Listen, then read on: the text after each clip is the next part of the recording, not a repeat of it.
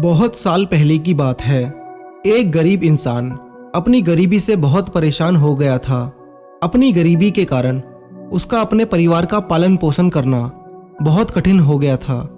एक पत्नी और 2 बच्चों के भरण पोषण के बोझ ने उसके मन में उथल पुथल मचा दी थी।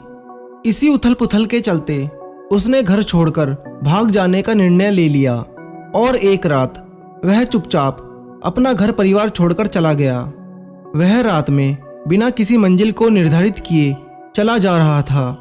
जब वह एक नदी के किनारे पहुंचा तो उसने देखा वहां भगवान बुद्ध अपने शिष्यों के साथ डेरा डाले हुए हैं।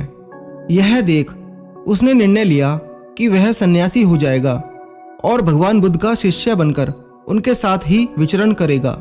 यह निर्णय लेकर वह भगवान बुद्ध के डेरे में जाकर उनके चरणों में गिर गया और उनसे विनती करने लगा कि वह उसे अपना शिष्य बनाकर अपने साथ ही रख ले। भगवान बुद्ध ने उस गरीब इंसान पर कृपा करके उसे अपना शिष्य बना लिया। उसके बाद जब भगवान बुद्ध का काफिला आगे बढ़ा तो वह भी उनके साथ ही चल पड़ा। गर्मी का महीना था। भगवान बुद्ध का काफिला चलता ही जा रहा था। जब वह एक जंगल में पहुंचे तो सभी लोग पेड़ के नीचे विश्राम करने के लिए रुक गए। गर्मी के कारण भगवान बुद्ध को काफी जोरों से प्यास लगी।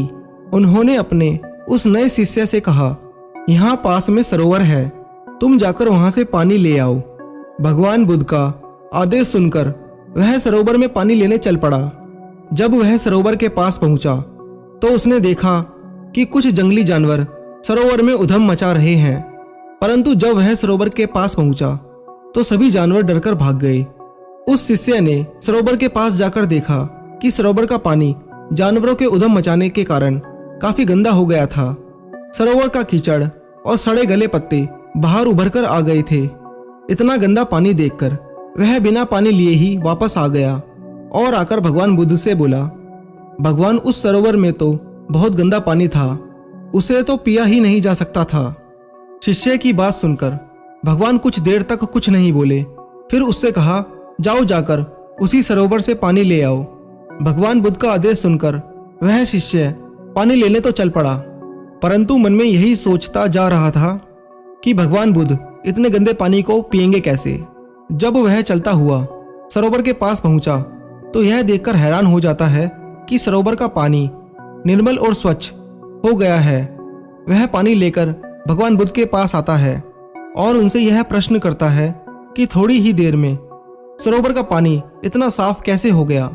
तब भगवान बुद्ध ने उसे समझाते हुए कहा, जब जानवर पानी में उधम मचा रहे थे तब उसका कीचड़ उभर आया, परंतु कुछ देर शांत रहने पर कीचड़ वापस नीचे बैठ गया और पानी फिर से निर्मल हो गया। इसी प्रकार हमारे मन की स्थिति भी होती है। जीवन की भागदौड़ और कठिनाइयां हमारे मन में उथल पुथल पैदा कर देती हैं और तब हम गलत निर्णय लेते हैं। परंतु कोई भी निर्णय लेने से पहले अगर हम अपने मन को शांत रखें और धीरज पूर्वक बैठकर सोचें तो हमारे मन की वह उथल पुथल भी पानी के कीचड़ की तरह नीचे बैठ जाती है और तब हम जो भी निर्णय लेते हैं वह हमेशा ही सही होता है। इसीलिए बुरे समय में इंसान को कभी भी धीरज नहीं खोना चाहिए। भगवान बुद्ध का यह उपदेश उसके समझ में आ जाता है और जब वह शांति से बैठकर सोचता है तो उसे यह आभास हो जाता है कि उसने घर छोड़कर गलत फैसला लिया था और वह भगवान बुद्ध से आज्ञा लेकर अपने घर वापस चला जाता है।